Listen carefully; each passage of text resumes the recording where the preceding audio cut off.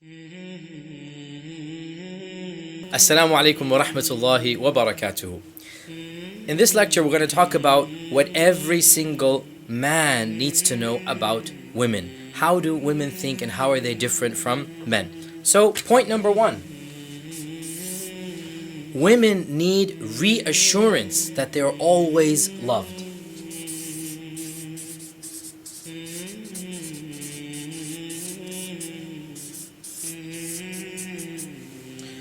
Women always need to feel loved, appreciated, and cherished.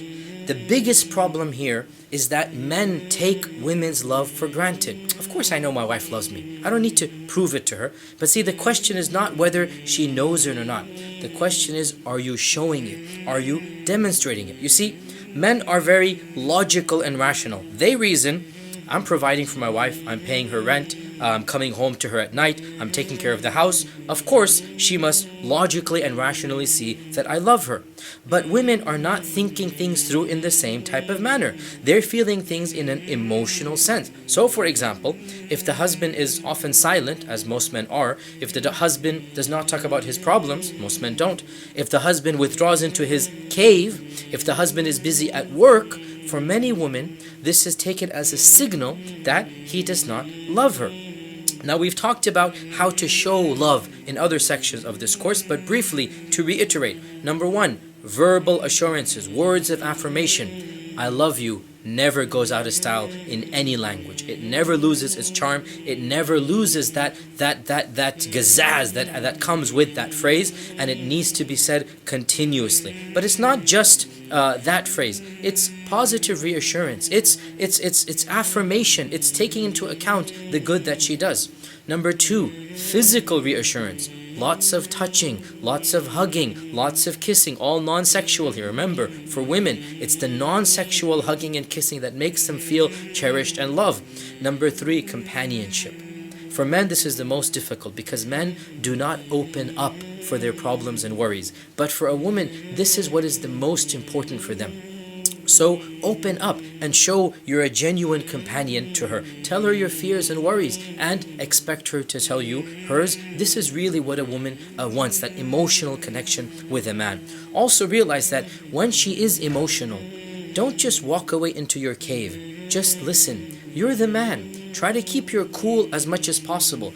You want to handle your feelings alone. She wants to handle her feelings in your company. Realize, when a woman does become emotional, it's because she's trying to connect with you. When you become emotional, then generally speaking, as a man, you want to walk away from the scene of the crime, if you like, or the scene of the sort of the tension. You want to go into your man cave. But for a woman, walking away at a time of argument is seen as if a rejection for her companionship.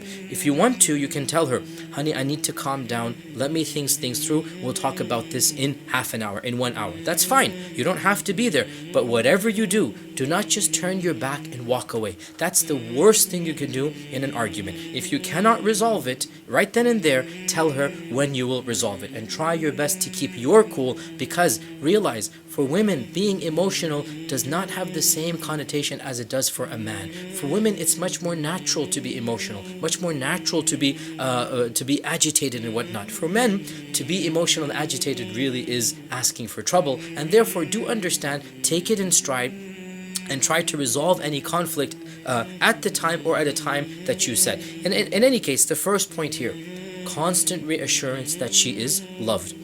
The second point, which is a follow-up of this point,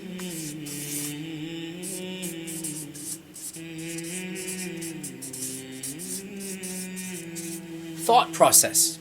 By this I mean, women think very differently than men. Now, most men believe that women are emotional creatures. Now, there might be some basic truth to that statement, but this is a cliched statement. But what does it mean that women are emotional? Well, one of the ways that this translates into is that a woman's thought process is different than a man. Generally speaking, a man focuses on one primary thought at one time. He solves it and he moves on. And unless he's in a really bad mood, generally he can ignore other issues. He can ignore other emotions and get his work done. He might be having a really bad argument with his wife. The next day at work, generally speaking, he'll do just as good of a job as he did yesterday and as he's going to do tomorrow. He can, we call it compartmentalize. He can take a problem and he can throw it into a compartment and he can just simply shove it aside and concentrate on another problem at one given time. For a woman, she's going through multiple thought processes at the same time. She's dealing with mundane issues. She's going over the household chores. She's dealing with emotional stress. For a guy, this simply is impossible to imagine. Let me put this in a real life example. Suppose you're working on a computer, simultaneously writing up a speech in one window, editing a schedule on Excel in another, preparing a PowerPoint presentation for the masjid on the third, and also dealing with incoming viruses with an antivirus program, all the while people are emailing you. Can you imagine anybody doing this simultaneously? Obviously not. We do one thing, we move on to another, we move on to another. You need to understand, for women, they truly can multitask. Let me translate this into daily experience. I'll tell you myself. And I don't mind, taking the joke on myself here. Whenever I have to cook a dish, whenever I have to be in the kitchen, I need to literally go through a checklist, concentrate on one dish at a time, and make sure that it is going fine. If I decide to multitask, for example, check emails while the food is cooking and take care of the kid and prepare the dessert and take for the bread, believe me, the meal's not going to be cooked. I just cannot do that. Yet my wife somehow miraculously every day simultaneously manages to do 4 or 5 or 6 tasks at a time, managing the kids yelling and screaming, making sure the house is done, do the chores, do the dishes, do all of the stuff that needs to be done. A man needs to understand a woman is capable of doing multiple processes simultaneously. What does this translate into for a man and a woman? Well, for one thing, it's very easy for a woman to jump from one topic to another in her conversation. For the man, it's like, it's completely stopped.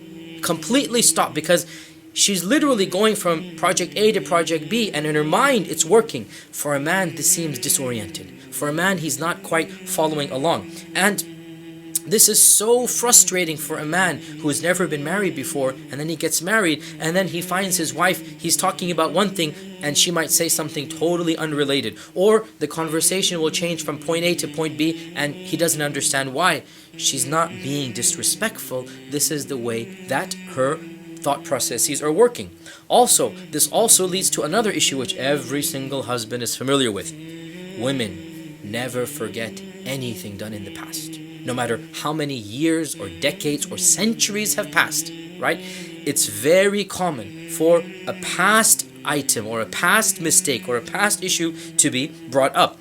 For a man who is just thinking of a current problem or a current issue or a current argument, it doesn't make any sense that a past item is brought up. But for a woman, sometimes it's going to be brought up in 2 months, in 2 weeks, in 2 years, in 20 years.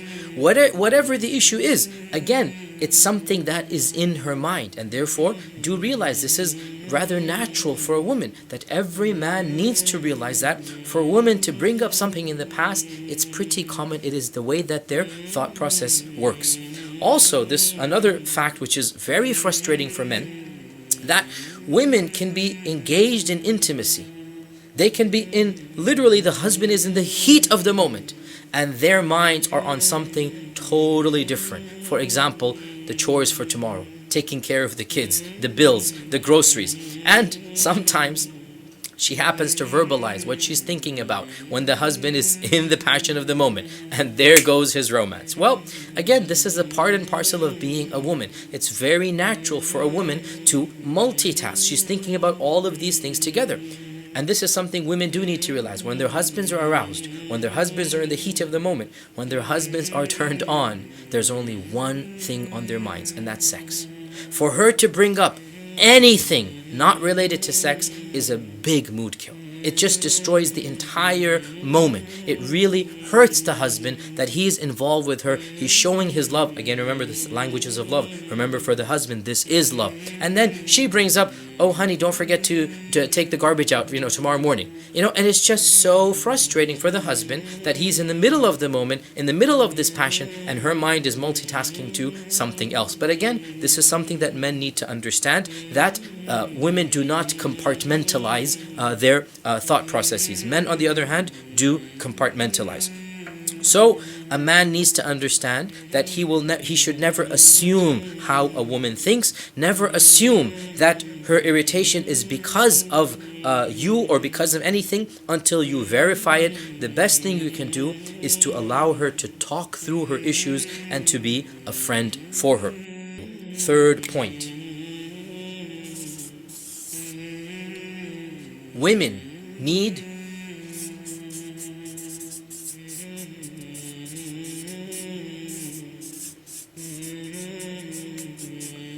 emotional security. We mentioned earlier that a man always feels the need to provide for his family, primarily financially. And alhamdulillah, that's a great and necessary thing.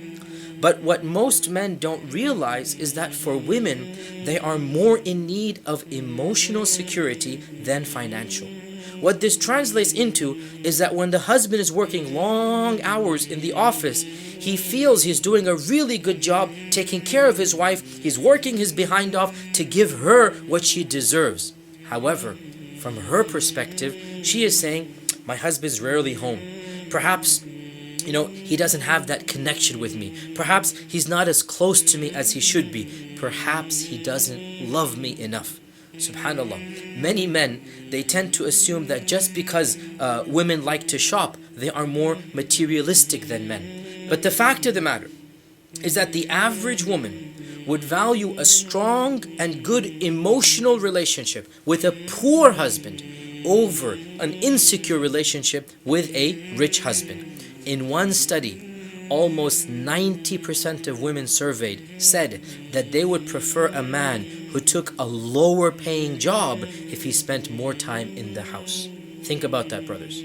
A woman, 90% of women said they would rather prefer a husband has a lower income, less money if he spends time at home. So the husband needs to work to develop that sense of security in a woman, the emotional security, just as he's got to work to ensure financial security. You have to work to ensure emotional security. Husbands, men, never assume that just because you're paying the bills, and just because you have a big house, and just because you're taking care of the financial needs, and just because you're having sex with her at night, that you are showing her emotional security. Emotional security is not dependent on these factors.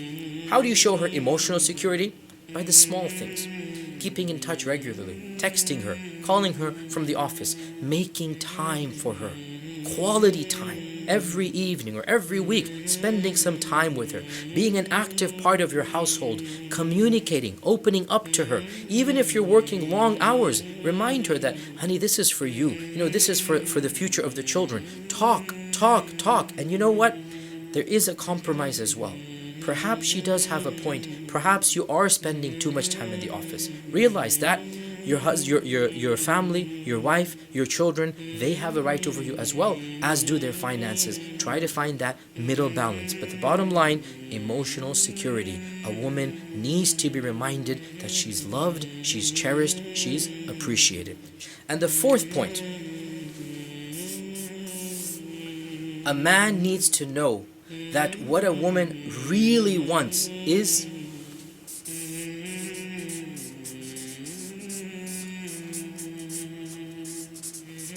a partner and a friend.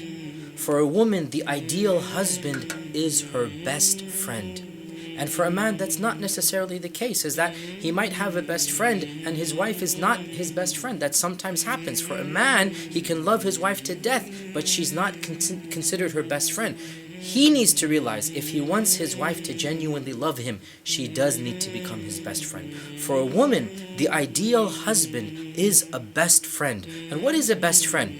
Well, a best friend is somebody who's going to listen with care, who's going to pay attention, who's going to sympathize. And really, and we've been saying this from the very beginning, and this is probably the most common point that is brought up in all books dealing with the differences between men and women. And that is that women want to connect on an emotional level. Simple example of this, men and women talk for different reasons. When a man discusses a problem, he wants to speak as little as possible. He doesn't want somebody to listen for a long period of time. He wants somebody to solve the problem. He's not looking for sympathy. He's not looking for a shoulder to cry over. He's looking for solutions. He wants an answer. So he's going to go to somebody whom he looks up to for knowledge, for inspiration. He's going to say, this happened to me. And they'll be silent. And he'll want a response. Well, you know what? You should do da da da da da. That's exactly why he's speaking. Now, when a woman comes to her husband and she expresses a problem, he naturally goes into man mode, which means he talks as little as possible and he offers direct, explicit solutions to the problem. Well, you shouldn't have done that. You should do that. This is a mistake and this is your solution. This is not the way to deal with the issue. It's a big mistake. The impression you're giving her is that you're brushing aside her concerns. Next time you're in the company of two women, suppose your sister and wife, suppose your mother and her friend. Next time you're in the company of two women, just pay attention to what they talk about and how they communicate, how long they dwell on the same topic, how they seem to say the same things over and over and over again. For a man, it's very frustrating. But for a woman, they'll say the same thing and she will say it and she will say it and she will say it, and a conversation will go which for a man would have taken 2 minutes might last 20 minutes amongst women. For a guy, it's frustrating. But you know what? That's because you're thinking in male mode, in guy mode. For women, this is their language of communication. A woman wants somebody who will listen to her, sympathize with her, empathize with her. This is how a woman solves a problem. By talking about the issues with the people that she loves, by allowing her emotions to come out and to come out and to come out, and to have those emotions recognized by those whom she loves, by her listeners. For women, it's not that the issue is bothering them, it's the emotions that the issue has generated. Men are different. Men don't talk about the emotions. Men want to ignore that. It was embarrassing. They want to ignore that. They want to talk about the issues. For women, it's the emotions. I felt hurt. I felt humiliated. This is the point.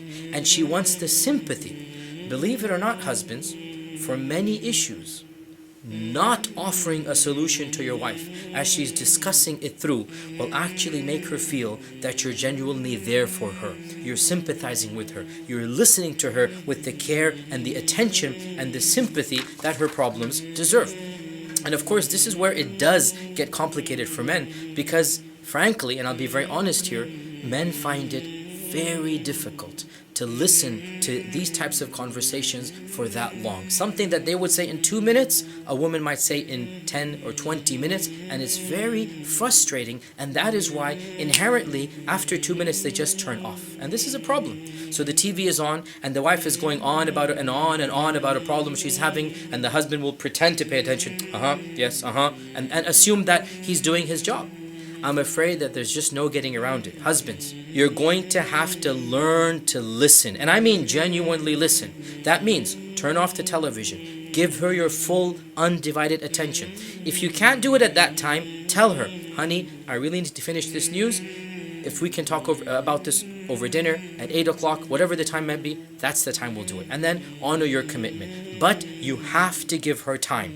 And you have to simply sit there and listen. And another way is, when she's finished talking, ask her, do you want me to give you a solution, or do you want to think about it for a while? Because husbands genuinely are confused. Because husbands want to go into solve problem mode. They don't have empathize mode. They just want to solve the issue right then and there. And they don't realize, for women, it might not even be that they want the problem to be solved. They just want sympathy. They just want a shoulder to cry on. They just want a friend to understand what happened to them. And so they genuinely need to sit there and listen to their wives about the issues that happened to them. Another way is to understand that your job as a man is not to try to talk them out of your feelings. It's not to try to talk them out of the way they felt, but merely to sympathize with those feelings and to understand those feelings. Whatever you do, don't tell her she's overreacting. Don't tell her she's over-emotional. Don't ever tell her she's going through PMS. These are just big no-nos. You don't do that. Don't tell her that, you shouldn't be feeling this way. Don't question her side of the story. Just listen. Try to see it from her perspective. And after she's done, then ask her, Do you want to think of, do you want me to help you think of a solution? And always sympathize with her. So for example, if she was hurt, just hug her, hold her hand and say, yeah, that must have been very painful. Or how could she have done that? Just sympathize. That's the first stage. Problem solving will come. But the first thing you have to do is to be a friend to your wife. And that's something that honestly men do find very difficult. But if you want a genuine relationship with your wife, you're going to have to learn to be friends with them, to be companions with them, to open up to be a genuine life partner. The next point. For women,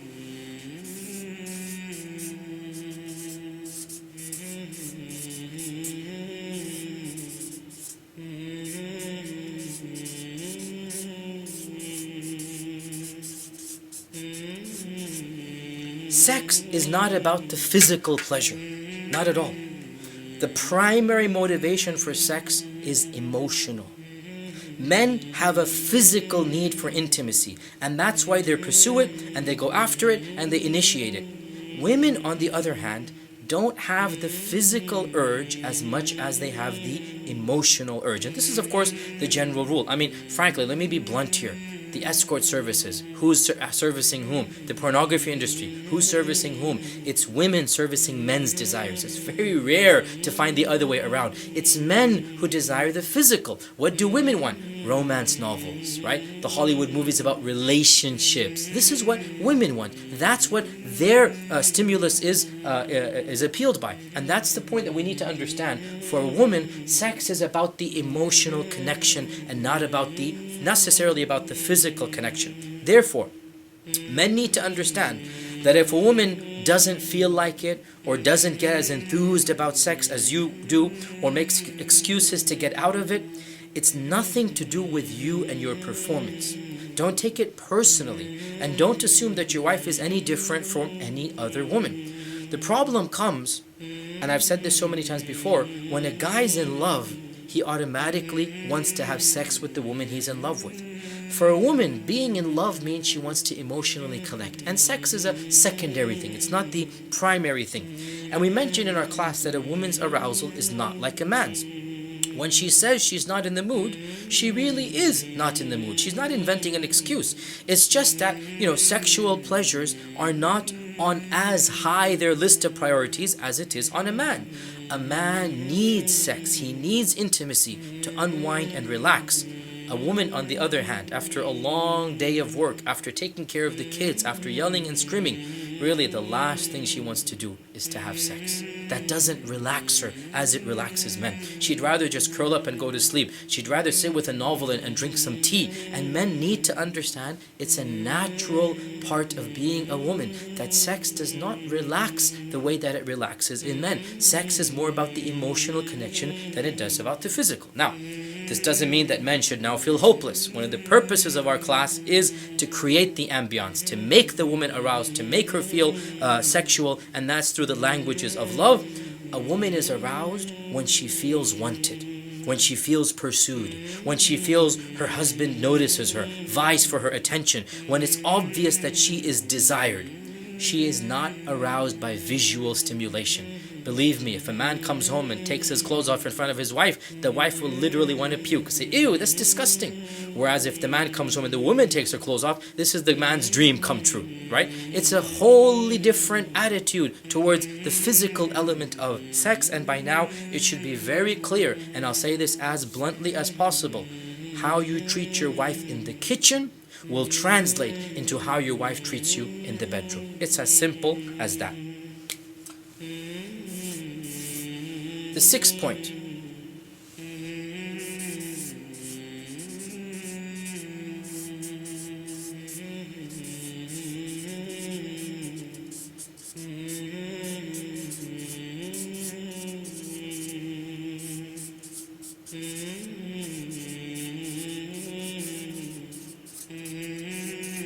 Women want to feel beautiful by dressing up, by the clothes that they wear, by the garments that they put on, by the perfume that they put on. And Allah Azza wa Jal Himself says in the Quran that أَوَمَا يُنَشَّأُ فِي الْحِلْيَةِ, that He's talking about women, and He goes that this the woman who is raised up in an environment of adorning herself, it's in the nature of women to accessorize. What does accessorize mean? Put on makeup, put on earrings, put on jewelry. And when she does this, then husband or man, you need to realize that she's doing this in order for you to notice her, in order for you to show your attraction and appreciation. It is one of the worst crimes you can do as a husband, that when your wife changes her hairstyle, you don't notice it. When the wife dresses up, you don't comment about it. And by not noticing her accessorize, by not noticing her dress up, by not noticing her beautify herself, realize that you have killed any future attempt in order for her to beautify herself. Men, you need to take a mental notice when your wives dress up and when your wives change their appearance. And the flip side of this, never ever stare at another woman in your wife's presence. Of course, you shouldn't do this anytime. Allah Azza wa Jal has not allowed us to do this. But wallahi, brothers, even non-Muslims who don't believe in Allah realize how crude and how vulgar it is to stare at another woman right in front of your wife. You're destroying her self-confidence. You're destroying her love for you. Also realize that it's simply undignified. It's simply not going to get you anywhere to crack jokes about a second wife in front of her. I'm not making fun of the concept of a second wife. What I'm saying is, do you really think your wife is going to love you more? Do you really think that's going to make her appreciate you more if you casually throw in every second sentence a joke about a second wife? That's not the way to do it. And our Prophet ﷺ never once joked about another woman, even if he married one. He didn't crudely throw it as a taunt every time something happened. That's not the way of a gentleman. You need to show your wife that she is the most important, the most beautiful object on earth. And that's not going to be done if you stare at other women. And the final point that I want to mention,